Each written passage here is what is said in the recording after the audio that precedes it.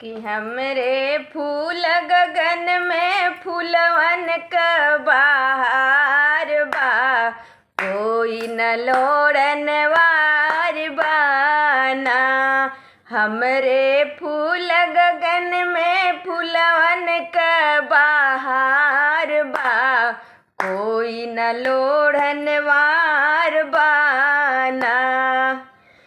लोढ़े पार्वती जी प्यारी, जिनके संग में शिव जी ज्ञानी। लोढ़े पार्वती जी प्यारी, जिनके संग में शिव जी दानी। उनके हाथवा में डमरू निशान बा, कोई न लोड़न वार बाना।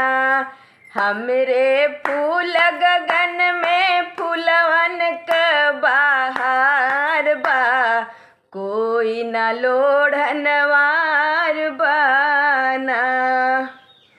लोढ़े राधिका जी प्यारी, जिनके संग में कृष्ण जी ज्ञानी। लोढ़े राधिका जी प्यारी, जिनके संग में कृष्ण जी ज्ञानी। उनके हाथवा में बांसुरी निशान बा, कोई न लोड़न वार बाना। कि हमरे फूल गगन में फूलवन क बहार बा, कोई न लोड़न वार बाना। लोढ़े लक्ष्मी जी प्यारी, जिनके संग में विष्णु जी ज्ञानी। लोढ़े लक्ष्मी जी प्यारी, जिनके संग में विष्णु जी ज्ञानी। उनके हाथवा में चक्र निशान बा, कोई न लोड़न वार बाना। उनके हाथवा में चक्र निशान बा, कोई न लोड़न वार बाना।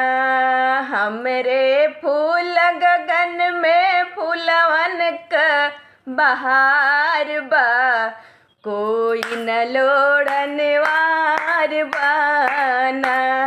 लोढ़े सीता जी प्यारी, जिनके संग में राम जी ज्ञानी। लोढ़े सीता जी प्यारी, जिनके संग में राम जी ज्ञानी। उनके हाथवा में धनुष निशान बा, कोई न लोड़न वार बाना। उनके हाथवा में धनुष निशान बा, कोई न लोड़न वार बाना। हमरे फूल गगन में फूल, हमरे फूल गगन में फूल की बहार बा, कोई न लोड़न वार बाना।